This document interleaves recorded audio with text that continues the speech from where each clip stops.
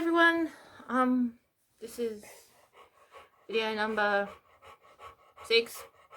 That panting you can hear isn't a stalker, it's my Labrador. He's feeling the heat today.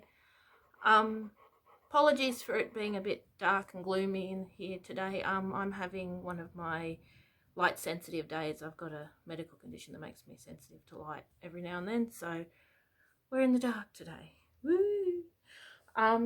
Because I was having a dark day, and the house was all locked up and stuff, I thought I would do a video on scrying and a few things a bit witchy. I've set my background up just because it looks cool, and as you can see, young Eric he's decided to join us today. He literally swung that pendulum so hard that I noticed. So that pendulum is actually set up permanently where he sits over in the dolly corner, and you can see it moving now.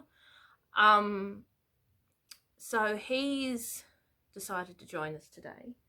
I have another doll that wasn't shown in the last couple of videos that's decided to join us today, and she's one of Susan's, who I mentioned earlier in one of my other videos. Susan is a lady who was a doll collector, and I ended up purchasing pretty much the majority of her collection, I think. They were saved from a skip bin by a lovely lady that owns a op shop, and I met this lady through the universe, and I ended up with pretty much the majority, I think, of Susan's large dolls. Many of the dolls Susan had were quite large, and they were all in pretty bad condition. A lot of them I've done up and I've washed and restored, and Susan tends to pop in when I'm doing that. She was a very arty lady. She was very crafty. She made cloth dolls. She made porcelain dolls. I've inherited her doll magazines because the lady from the op shop saved them and they ended up at my place. So Susan was a very doll orientated lady. So one of her dolls is here that I've got. She's off in the distance there. But I'm going to talk about the art of scrying. Now, a lot of people haven't heard of scrying. A lot of people have heard of scrying. Scrying is witches and psychics and spiritualists have been scrying, using the method of scrying for centuries. It's not a new thing. I got into scrying inadvertently. I didn't realize that I was doing it as a child because I didn't have anyone telling me that this was a spiritual psychic thing I was doing. I tend to work better with mirrors and candles, so fire, flame.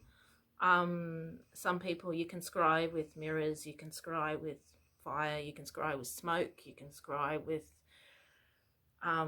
reflective paper. One lady I know uses foil. You can scry with a bowl of water. That's what Nostradamus, anyone who knows, has heard of Nostradamus, he used to scry with a bowl of water. It's not as mystical as people think. I tell people that scrying is the art of getting over yourself, because scrying, you need to check reality at the door, check your ego at the door, and just be open to whatever comes through. If you scry with ego, if you scry with expectation, that's what you'll see. If you scry with an open mind, then whatever comes through, you'll be open to. In saying that, it's not something you take lightly. I've taught a couple of scrying classes. I take spiritual protection very seriously with scrying, because you're not opening up a door, you're opening up kind of a window. I call it a window because you're not letting anything through, but you're observing. from the outside in. So, and the spirit that come through are observing. But you do need to do your spiritual protection and your grounding. You do need to ask your guides to come forward and scry with you, and be there for that journey with you. You do need to cleanse the mirror before and after. You do need to make sure you're grounded. It's not something you just run into. You need to scry with someone with you.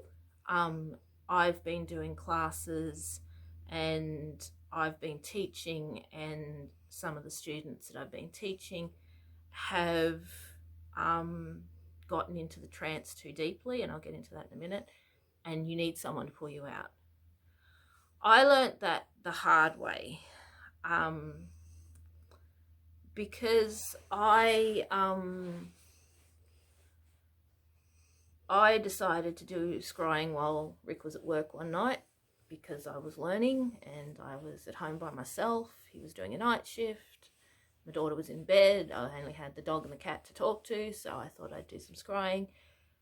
And when Rick got home, he found me sitting in front of the little round table with the candle flame, and I was completely out of it. I was not here. When he woke me up, and he woke me out of the trance. And when you wake someone out of a trance, it's not a nice thing to have to happen, because it tended to give me a headache. When Rick woke me up out of the trance, I had been sitting there for 2.5 hours. And there's a little spot on the camera I've noticed, and that isn't an orb. It's actually lens flare from the candle behind me. So I'll just move that a little bit, and you'll see that the actual little spot goes away. There you go.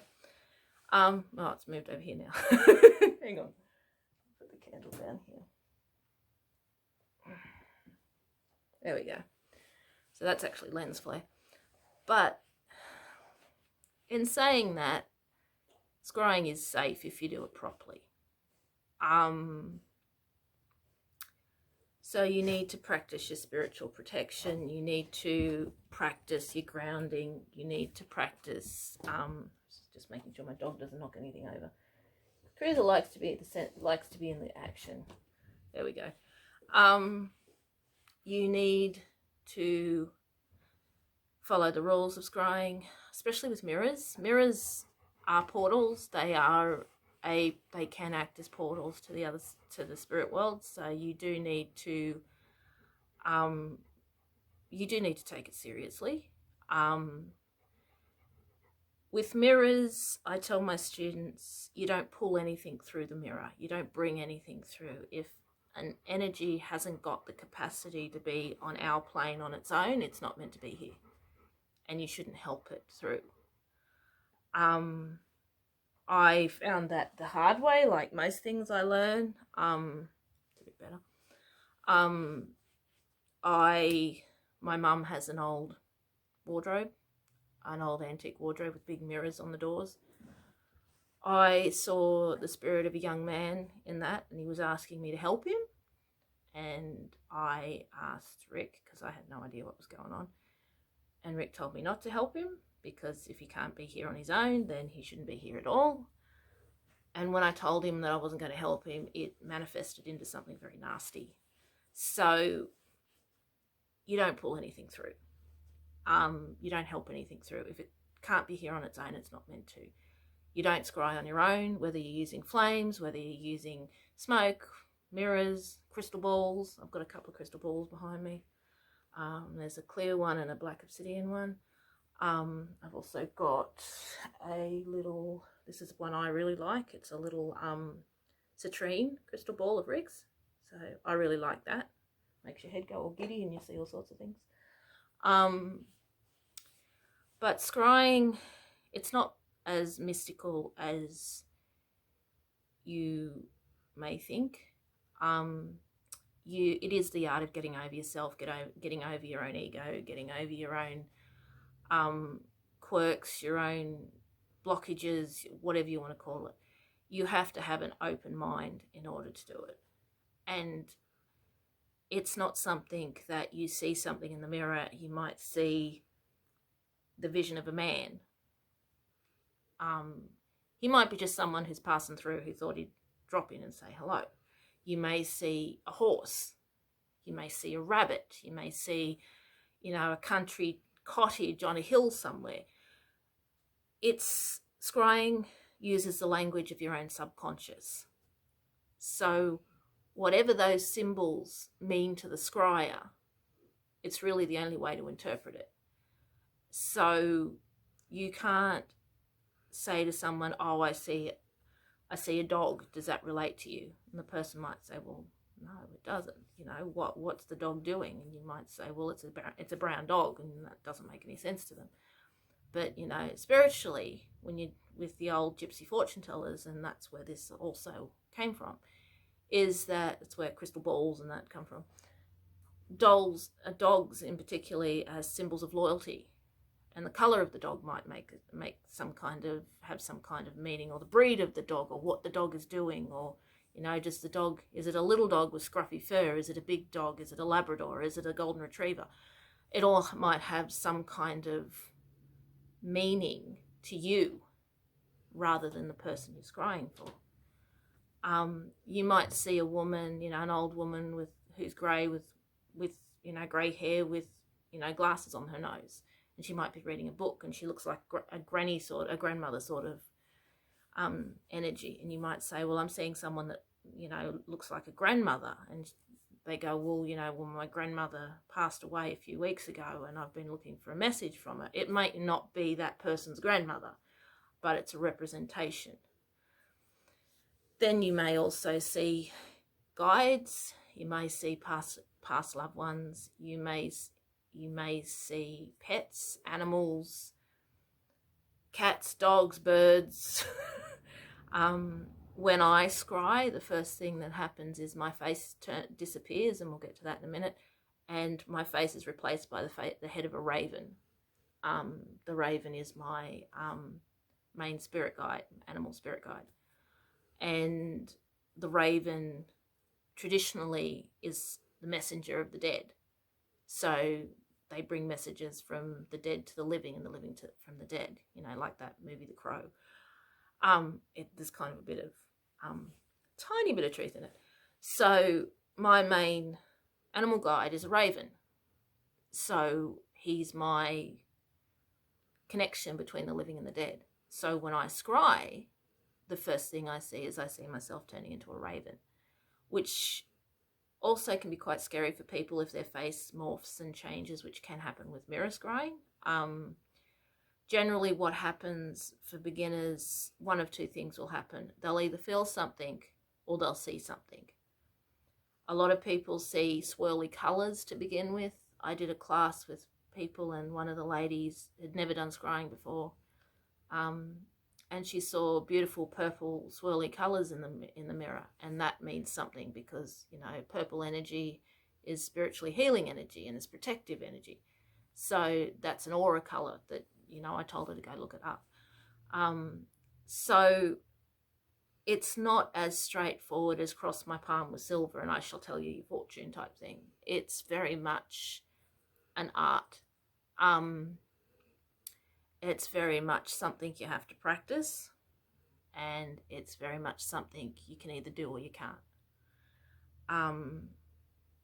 The method is that you have to put yourself into a semi-trance-like state, and by doing that, you open your subconscious to whatever sort of message there is. Depending on how skilled you are and how much how practiced you are in it, depends on how long that takes. A lot of beginners can't do it for very long. Sorry Eric. Sorry mate. A lot of beginners can't do it for very long because you have to concentrate and basically stare into nothing for quite a long time. But as you progress, you can do it for a lot longer, providing you've got that person there to pull you out of the trance if you get too deep into the trance, which can happen. I mainly use candle flame and mirrors, and crystal balls. So this is one I really like. Like I said, this is one of Rick's. So it's a citrine crystal ball, and then if you put the candle underneath it, it turns in, it shows all pretty colours. So if you put the candle behind it, it looks really cool. I tend to use the flame on its own, so I tend to use that. I also use mirrors. This is my scrying mirror. Now, scrying mirrors, you tend to have to keep covered because it is a portal. It is something that, I'll just turn the camera around a little bit so you can see that. Now it's reflecting the curtain that's opposite it. So that's it there. That's me. It's a black mirror, so there's not a lot of reflection, and the idea being, it's not ideal conditions to do this during the day, but the idea being that if you put the candle in front of it, you can cast a shadow enough for you to see the outline of your face, of your head, and then that's when the scrying starts. So if I can move this box, let's put that, move this around.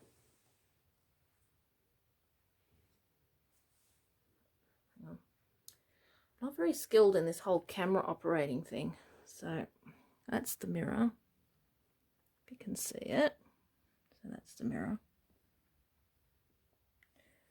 Yeah, I'm not very good at this camera operating business. But yeah, that's my scrying mirror. I made that. They're not hard really to make. You don't have to go and spend a fortune and buy them. Buy one that's really expensive. You can make them yourself. A lot of witches do make them themselves. Hang on. Sorry about that. Technical issues. So that's the scrying mirror. It's a black mirror. I made my mirror. If I put the candle in front of it, you'll see that it reflects. So that's the mirror itself, the candle, and the idea being that you then I've lost everyone. There we go. You then use the candle to light the mirror. You don't want the candle too close so it kind of reflects in the mirror. You want it off to the side, but just to give it enough light that you can start your scrying. And we're back. Okay, so that's the scrying mirror. It's kind of hard to show you how it really works with, you know, the lighting and everything. But the one thing you do want to do with scrying mirrors is to keep them covered. So I'm just going to cover this back up, because you're supposed to keep them covered because they are used as a communication to the spirit world, and you don't want the spirit world wandering around the place when you least expect it. You can scry, like I said, with crystal balls. You can scry with bowls of water. This is my scrying bowl. If I can show you that. So that's my scrying bowl. I actually made that. I had one of those old vintage cut glass bowls with the lids that you stick on your dressing table. The bowl itself got broken, and the lid was the only thing that remained. So I painted it black. I put a bit of gold sparkle in it. So there's a little bit of gold sparkle in it. It's got water in it at the moment. And the base of it is just a jam jar, one of those little jam jars, and the lid of a Moccona coffee jar. I just stuck it all together with super glue. So that's my scrying bowl. They have to be black. They have to be dark. You've got to be able to sit with your head looking into it. I tend to put a black obsidian crystal and a clear quartz crystal in there when I'm scrying because it gives you a point of focus, and it's also, again, protection. And I also scry with homemade moon water rather than just plain tap water. But the candle flame is probably the cheapest alternative. So this is a candle I bought at the $2 shop. The thing with scrying with fire is you put your focus on the flame. So that's actually what you can see there is actually lens flare. It's not an orb or anything. It's lens flare from the candle flame in my camera. So what you do is you stare, and I'll get into it in a minute.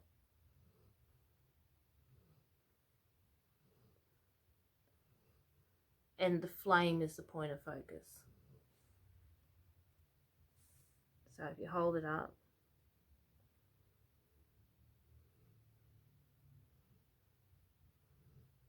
sometimes the flame gets bigger. Put that in the palm of my hand. Sometimes it gets bigger.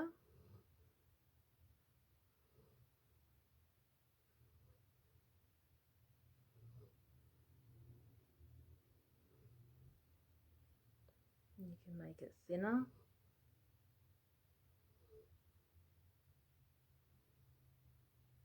And it's at that point that when you're that relaxed, you start to see, like I was seeing, usually when I use candle flames, it's different to the mirror. First thing I see is a group of horses running, and depending on what colour the horses are, depends on where the scrying's going to go. Then I saw a group of brown horses. Sometimes I see black horses, sometimes I see white horses. Sometimes I see different breeds of horses. Horses is freedom. So when I use that, the horses symbolize my mind letting go and getting ready to receive whatever is through. When I use the mirror, it's like I said, the raven. When I use the crystal ball, it's usually colors, like different sorts of colors. For me, it's different no matter depending on what I'm using. I've got Eric sitting there behind me. He's staring at me. So the trance you tend to put yourself into, you have to be relaxed. You have to clear your mind. You have to not think of anything else, and you have to be relaxed. You can't scry if you're not relaxed. Sometimes I get cold when I scry, so it's me constantly having to put my cardigan on and off. Sometimes I do get cold when I scry. But the idea, I usually take people through a little visualization when I'm teaching classes. But usually it's up to the person to clear their mind. If you've had a hard day at work, you had a fight with a boss, the secretary at the doctor's surgery was annoying, you need to let that go if you want to do scrying. You just need to let everything go. And a lot of people find it relaxing to be able to just let it all go. I find, particularly the candle flame, I've always done that. I've been doing that since I was a kid, not realizing what I was doing.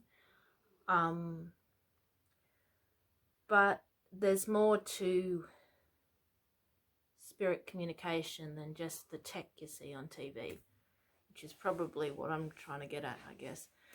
There's a lot of emphasis put on K2 meters and things that beep and flash and make noise, and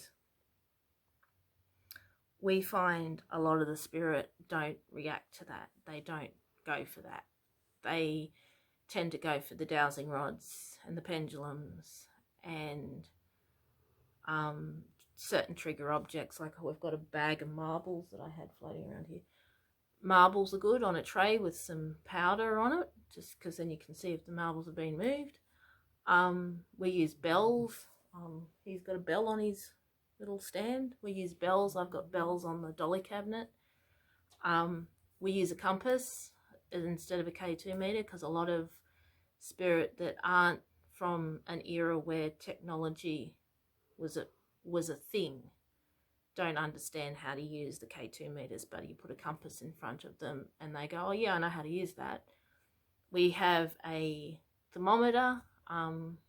That's a great big one you hang on the wall. It's like, you know, this big round thing, looks like a clock.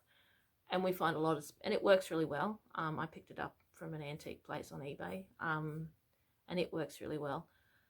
But there's so much that you can use your senses for, and use old school stuff, and witchy stuff. I prefer my dowsing rods. My dowsing rods are my go-to piece of equipment. I fell into that by accident. I saw a group in Ireland, I think, using dowsing rods, and I thought, oh, I'll have a go at that. And I bought a pair on eBay, not the pair I've got now, but my first pair. I bought a set and I took to it instantly. I got responses instantly. Some people can do dowsing rods and some people can't. Some people make sense of pendulums and some people can't. Some people can read cards and some people can't. Tarot is another thing that people think is very easy to do. And there's levels of being able to read cards. You know, some people learn all the rules and, you know, what every card means and what it means upside down and right way up, and they read that way. I can't read like that. I learnt to read tarot without having a book because I was dyslexic and couldn't read the book. So my guides found another way for me to read. This is my go-to tarot deck. It's mine. It's an intuitive deck. While we're on all things witchy and divination. This is also the deck that I use when I do spell work. See that? Some people use their cards, or some witches use their cards when they're doing spell work as a representation. That's what I do, and this is the deck I use. I use this deck because it's an intuitive deck. It's a vampire deck. It's gothic vampire. It's not your run-of-the-mill sort of deck. It's a gothic. It's not a bloodthirsty deck, but it is it's a darker sort of non-fluffy deck. I don't know whether you can see that. Yeah. Camera angles. This is my go-to deck for just about everything. I've got quite a few decks, and this is the one that I really prefer to use when I've got to get down to business and sort stuff out. This is the one I use. There's also oracle cards.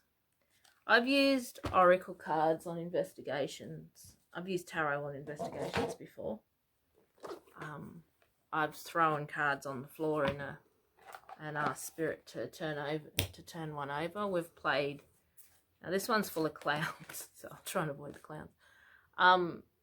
We've played cards with spirit. There's a video on the YouTube channel where we've actually been sitting there playing cards with spirit. This is the deck that I pair with that. This is the oracle deck that I pair with that. Tarot deck.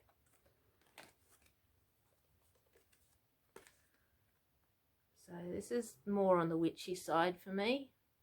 A lot of my decks, I am kind of drawn to a lot of the darker sort of decks. Doesn't mean I'm a black witch, it just means that, you know, I'm drawn to that sort of stuff. So, and I always have been.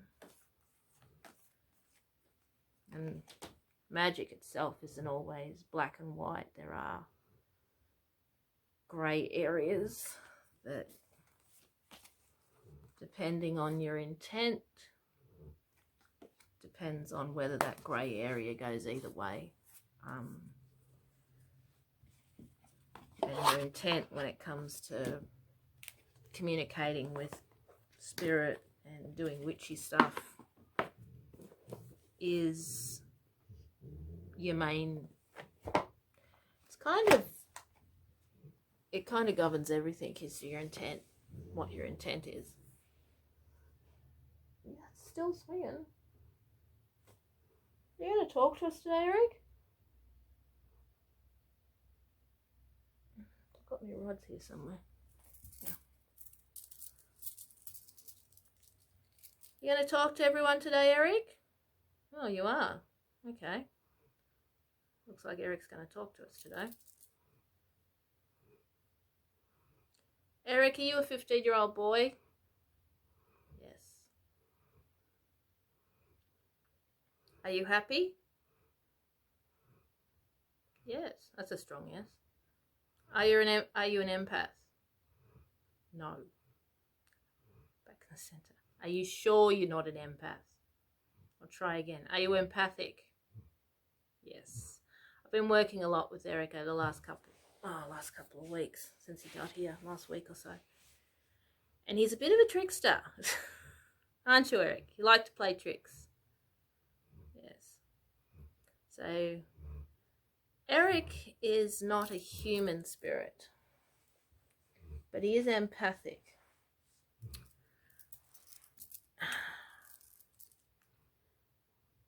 Are you a human spirit, Eric? No. Are you an empathic spirit? Yes. So he's a spirit that's capable of empathy, but he's not human. And you will get objects that don't have human spirit attached to them. I've got a few elemental spirit. Eric, are you an elemental spirit? No. Are you...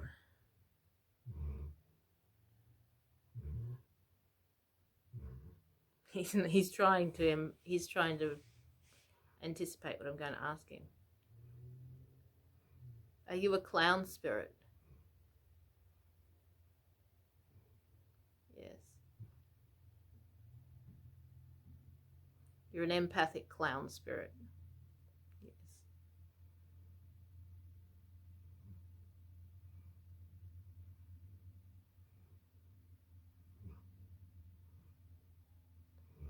Did you have a family? If you're not an empath, if you're not a human spirit, do you have families where you're from? Yes. Soul families? Soul pod families? Yes. Are you part of my soul pod family? Yes.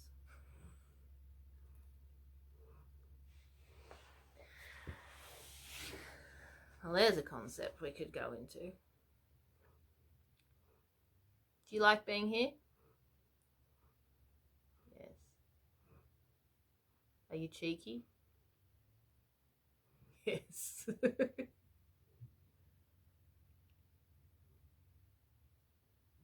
you like talking to people now? Yes. So this is just a video of bits and pieces, really.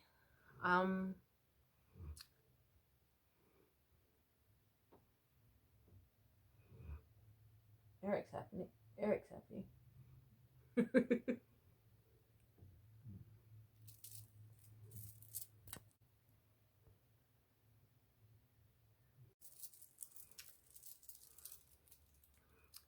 Eric? Yes, he says. Do you want to play a game? Yes. Okay.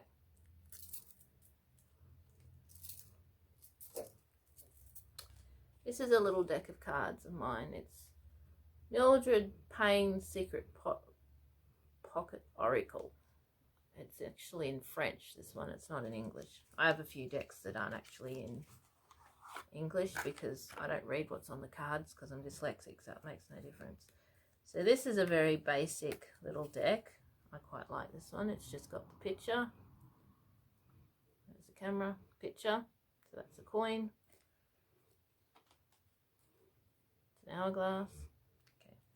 What I'm going to do, I've never done this before, so we'll see how it goes.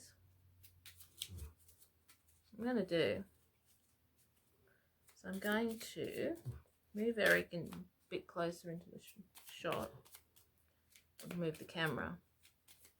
And I'm going to put 3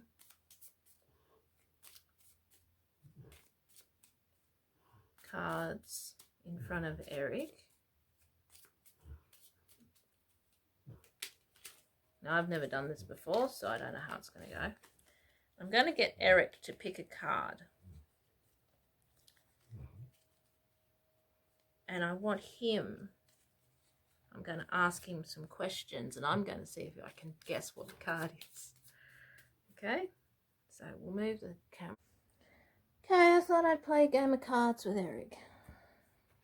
So, here are my playing cards. We also have a little deck of oracle cards. And we have a pendulum. We have a cat ball.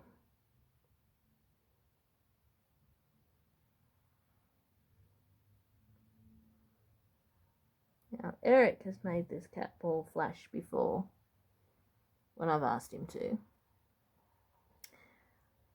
But I've found that Eric doesn't always do things when you ask him to. So,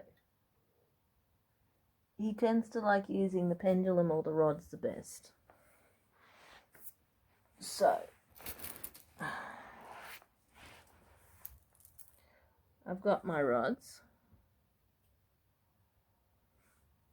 I'm going to try and get them in shot so that you can see what's happening without them getting overbalanced. Okay, Eric, you there? Right, just got to get them further up there. Okay. Eric, you there? Okay. Do you want to play cards? Do you want to play cards? Okay. Do you want the red and white deck? No. Do you want the red and white deck? Yes. Do you want the oracle deck? No. No. Okay. Red and white deck it is. Okay. Shuffling, shuffling, shuffling, shuffling, shuffling, shuffling, shuffling, shuffling. Shuffling, shuffling, shuffling, shuffling, shuffling. Okay.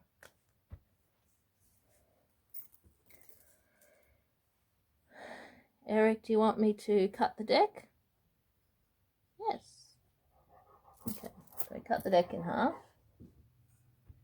I'm going to try something. I'm going to get this cat ball and put it there. So, Eric, can you light up the cat ball for me? If you notice, the pendulum's going, no, this is the pendulum. And it doesn't want to do the cat ball. So, my rod's out again. Eric, do you want to use the cat ball today or not? Do you want to use the cat ball? No. Okay. Do you want, which side do you want? Do you want the side closest to me? Side furthest away? Side where the ball is? Why don't you light it up? Okay. Here we go. Card from the top. So I don't know what this card is. It's Eric's cat ball that he doesn't use. Okay. Now I'm going, decided to make it go longer. I'm going to try and get Eric to tell me what's on that card. Yeah, it sounds weird. So if I put my hand here on the card, and I put my hand on Eric,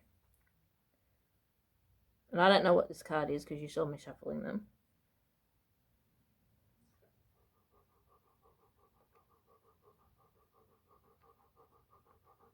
Eric, is it a red card? I'm getting a red card. I'm getting hearts. So I'll get the hearts. Eric? Yes. Is the card a red card? Is it a hearts? Is it hearts? Are you telling joke? Are you playing jokes? No. So it's a hearts. Is it the 10 of hearts? We'll see.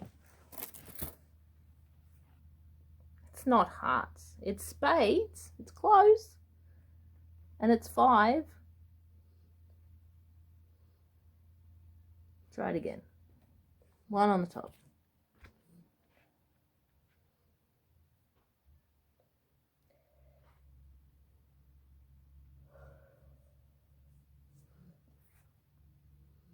Tell me what colour it is, Eric.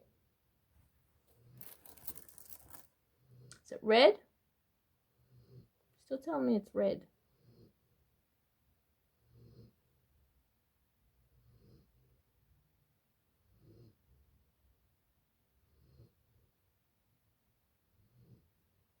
Is it a diamond? No. Is it a hearts? Why do you think hearts? Eric thinks it's a hearts and it's red. Okay. Will you give me a number?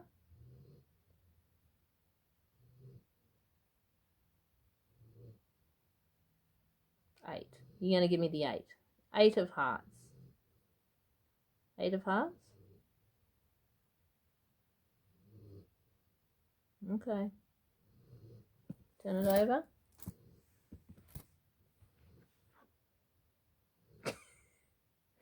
It's a 7 of clubs. It was close. What is it? You don't like black, Eric?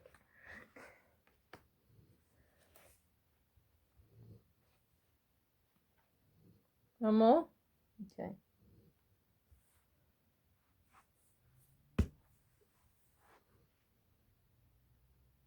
It's a queen.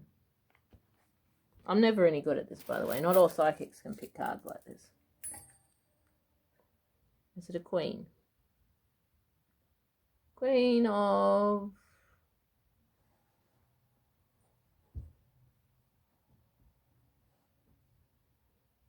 diamonds, he says. He's stuck on this red thing. Here's a clown. Incidentally, red is a colour of passion, of, you know, emotion.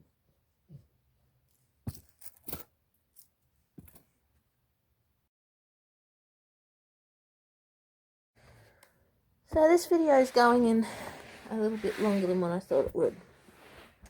So again, I've got my playing cards. I shuffle the cards. I'm not going to use the rods this time. I'm going to ask Eric to tell me. He's throwing cards out. I'm going to ask Eric to tell me what colour the card is. Either a red or a black card. So I'm just going to take card off the top and put it here. Okay. So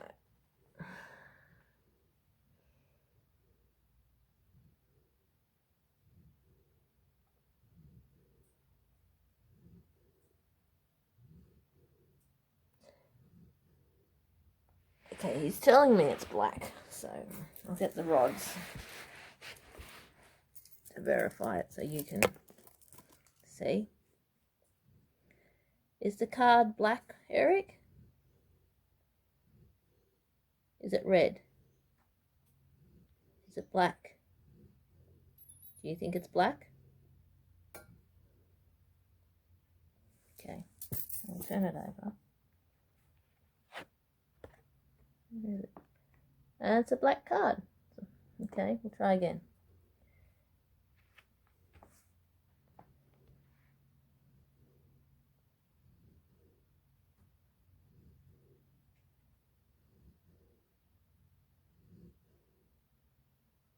He's telling me it's black again. He's got a thing for black cards. He had a thing for red cards earlier. Now he's got a thing for black cards. Is it black, Eric? Is it red? Is it black? Is it red? Okay.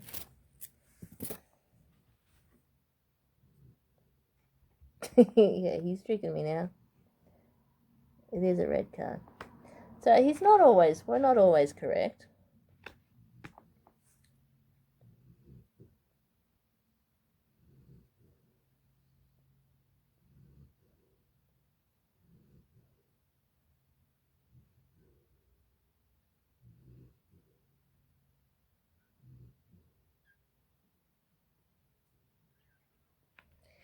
He's showing me red, but he's telling me black. So that can either mean it's a card we've had before in a different suit, or Eric likes to play tricks. He says the opposite he does the opposite of what he means. So I'm going to go a black card. Let's see what it is. And it's a red card.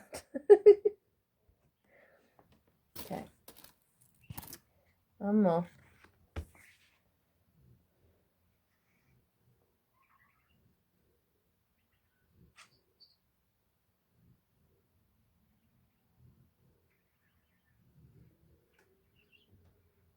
He's telling me red.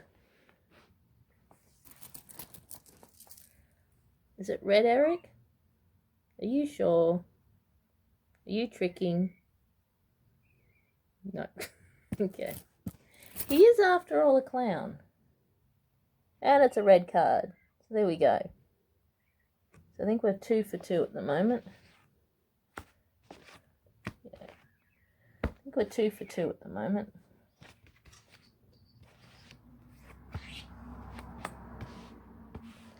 One more. We'll try one more. Red or black, Eric?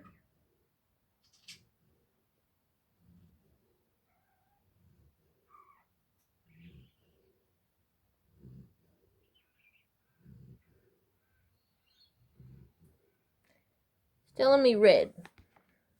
Get the odds. Is the card red? Is it black? Is it red? Are you tricking? No. Okay. Turn over. Oh, it's a joker, but it's a black joker. But if you look at it, the joker's got a lot of red on him. I might give him that. One more. Red or black, Eric?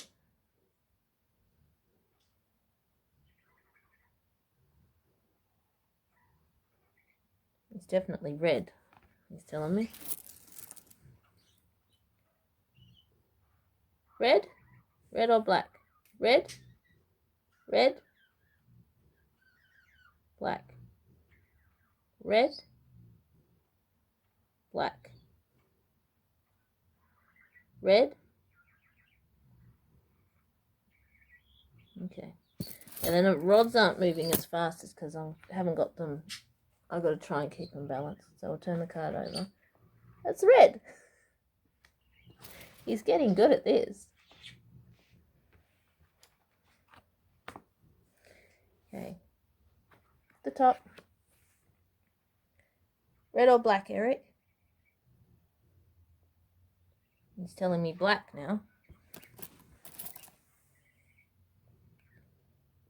Is the card black, Eric?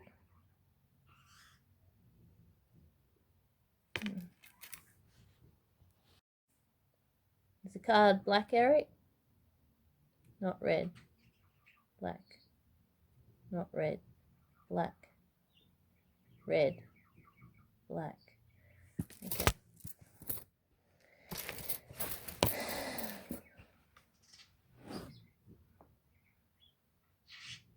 It is black. Okay. We'll do one more, because he and I are getting tired. So, ready? Red or black? Black. He's telling me black. So, is it black, Eric? Or is it red? Black, red, black. Okay. This is our last one, Eric. You ready? And it's black.